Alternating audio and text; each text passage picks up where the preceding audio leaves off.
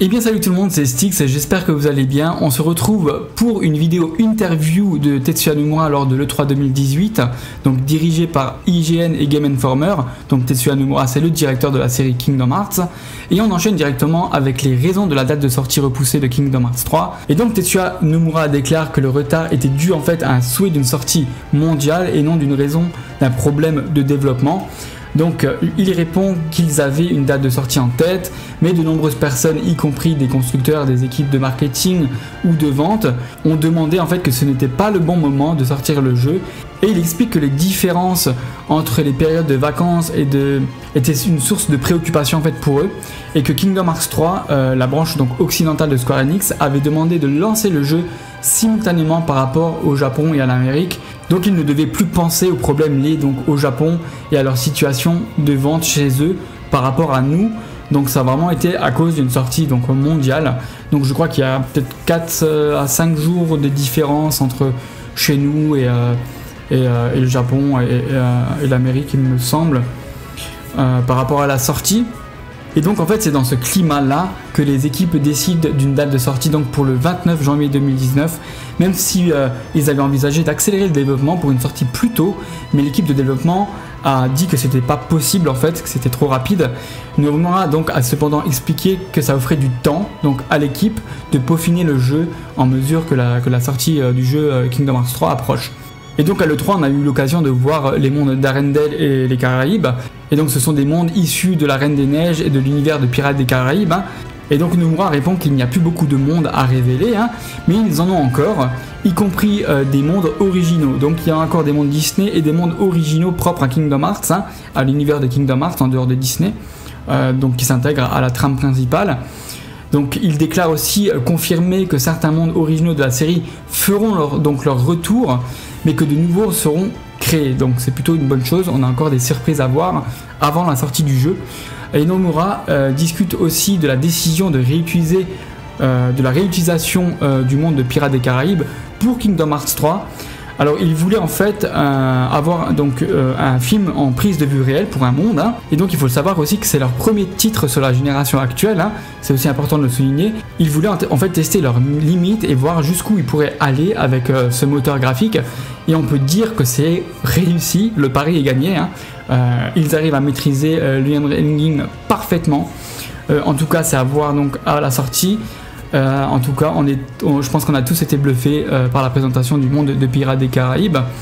Et il explique aussi que le monde de Pirates des Caraïbes apporte des perspectives de gameplay assez novateurs pour la série.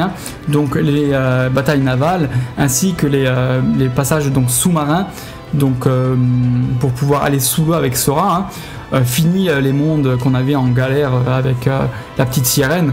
Là c'est vraiment autre chose, le gameplay a été vraiment adapté correctement pour que ce soit agréable à jouer, je pense.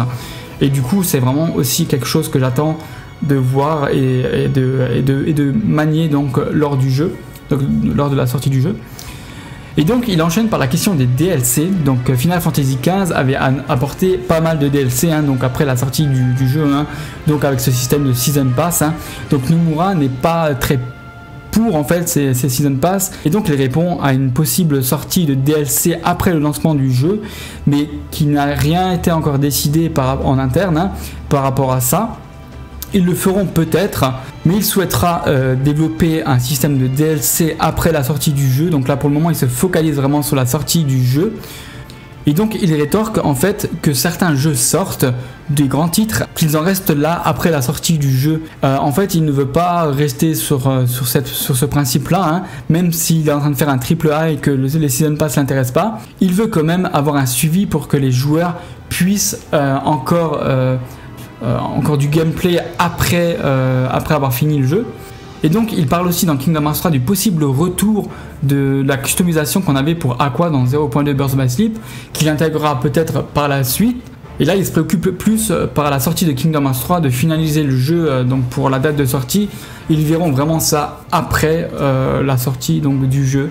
On enchaîne directement par les personnages de Final Fantasy. Donc jusqu'à présent en fait aucun personnage de la licence Final Fantasy a été intégré dans une bande-annonce de Kingdom Hearts 3. On n'a encore rien vu par rapport à ça. Et donc il rétorque en disant qu'il ne peut pas parler de ces personnages là, qui n'a pas encore été annoncé ou montré. Et donc il dit qu'on retrouve beaucoup trop de personnages en fait Final Fantasy aujourd'hui dans les jeux, et qu'il ne ressent plus le besoin de réunir ces personnages-là comme il le faisait avant. Il précise pas qu'il n'y en aura pas, il y en aura, mais pour le moment il ne peut pas vraiment en parler. Donc il y aura forcément des infos dans le futur. Et donc ensuite il enchaîne par le personnage de Rémi dans Ratatouille, qui a été récemment donc aperçu dans une des bandes annonces, donc en fait en manipulant Sora en faisant de la cuisine. Donc Nomura précise qu'il s'agissait en fait que d'un mini-jeu, et qu'il y en aura beaucoup dans le jeu. Dans celui-ci en particulier, donc vous collectez des ingrédients tout au long du jeu, vous les apportez donc au personnage de Rémi de Ratatouille, et il va vous cuisiner un repas qui va pouvoir vous proposer des buffs en fait, un peu à la manière de Final Fantasy XV avec Ignis, il prépare la bouffe, et puis vous aurez des gains, des boosts, ce genre de choses. Et donc il enchaîne par la question si on incarnera d'autres personnages que Sora. Donc Nomura répond qu'il a confirmé que Sora ne sera pas le seul personnage contrôlé donc, dans le jeu. Il y en aura, et donc qu'il y aura des moments dans le jeu où on contrôlera d'autres personnages que Sora, mais pour le moment il ne peut pas vraiment en parler plus en détail. De toute façon ce sera la surprise. Je pense un peu avant la sortie de Kingdom Hearts, on aura sûrement des éléments par rapport à ça. Alors ensuite on a eu des petits aperçus par rapport aux vaisseaux Gumi. Donc les vaisseaux Gumi offrira de nouvelles possibilités aussi dans le gameplay. Donc c'était vraiment ce qu'on a eu dans les bandes annonces, c'était vraiment une petite portion de ce qui sera disponible en fait dans les vaisseaux Gumi. Apparemment ce sera beaucoup plus développé de ce qu'on a vu dans la petite bande annonce. C'est en tout cas ce qu'il dit dans l'interview. Ensuite, on passe sur le personnage d'Aqua, et donc les différentes bandes annonces dévoilées donc à l'E3 pour Kingdom Hearts 3 ont montré pour la première fois donc le personnage d'Aqua, et que celle-ci a été choquante pour les fans. Et donc on a posé la question à Nomura s'il s'attendait à une telle réaction par rapport au personnage d'Aqua. Il a été très surpris. Nous avions eu cette scène avec Aqua dans la bande-annonce, mais qu'il ne pensait pas que ça allait avoir autant d'impact que la révélation du monde de la Reine des Neiges. Après, bon, au niveau de la popularité de la Reine des Neiges, c'est un public assez spécial, assez ciblé, même si c'est un monde que moi j'apprécie personnellement. Que les gens ont découvert ce qui se passait par rapport à Aqua dans le monde des ténèbres, et qu'il connaît donc l'intégralité de l'histoire, qu'il y aura d'autres surprises donc de manière importante, et qu'il se demande si tout le monde ira bien en fait dans cette histoire. Donc c'est quelque chose aussi, donc on sera pas surpris en tout cas, parce qu'il nous a prévenu que l'histoire sera très très complexe. Ensuite il parle aussi d'une possible sortie de la compilation HD sur Xbox One. Donc Kingdom Hearts 3 est prévu donc sur Xbox One, mais aucun titre de la série donc auparavant n'est sorti sur une console de Microsoft. Donc les compilations HD restent à ce jour exclusifs à la PS4, de même que le pack donc qu'ils ont fait All-in-One, donc qui a été annoncé lors de l'E3. Donc les journalistes ont souhaité en savoir plus par rapport à ça, et donc si les joueurs Xbox souhaitaient vraiment avoir la collection. Et donc Nomura répond qu'ils avaient vraiment besoin de discuter avec Microsoft, donc ils devaient le faire, mais ils n'avaient pas encore commencé donc le dialogue avec eux, donc pas pour le moment. Donc voilà, désolé pour les fans de Xbox, mais pour le moment il n'y aura pas forcément de jeu Kingdom Hearts autre que le 3 en tout cas. Après on n'est pas à l'abri d'une sortie sur PC et Xbox One. Quand il y a moyen de se faire un petit billet, je pense que Square Enix est capable de les sortir. Et donc on va aussi parler de la série, de l'histoire donc très compliquée de Kingdom Hearts. Nomura explique qu'il y a une histoire générale en tête. Ce qui est déroutant, c'est qu'il y a tellement de personnages en fait dans l'histoire. Il est difficile de savoir qui on a déjà rencontré en fait dans cette série. Et en fait c'est plus une histoire de lien entre les personnages, et que ça rend peut-être des fois le truc un peu confus de savoir qui a rencontré qui. Et il parle aussi de Sora. Et Nomura en fait dit qu'il n'a pas forcément de sympathie pour le personnage de Sora en lui-même. Au lieu de cela, il nous rapporte qu'il est plus attiré par les méchants, donc Xehanort ou probablement Ansem, tous ceux qui sont, on va dire, tombés en proie à leur nature donc ténébreuse. Je pense que je suis plus proche de ces personnages, donc Sora est comme mon ennemi. Ce que je pense toujours de lui, c'est que je déclencherai mes attaques contre lui, puis je le dessine d'une manière qui, selon moi, lui permettra de revenir vers moi. En ce sens, je pense vraiment que Sora est comme une personnalité opposée à ce que je suis.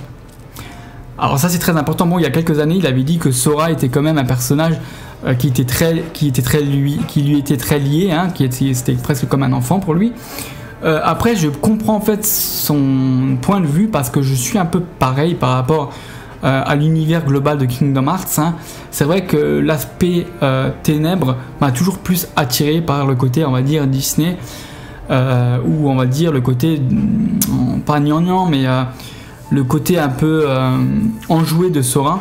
Moi j'aime bien quand il y a quelque chose qui est plus creusé, plus compliqué à comprendre. Après, Sora c'est quand même un personnage que j'apprécie beaucoup dans sa façon d'être. Il est très attachant. Et donc il enchaîne aussi en parlant de la franchise, hein, qu'il a une franchise vraiment incroyable entre les mains et qu'il y a beaucoup de pression qui lui sont données. Et donc il répond que les attentes des fans et l'enthousiasme envers donc Kingdom Hearts 3 étaient beaucoup plus grandes de ce qu'il attendait en fait.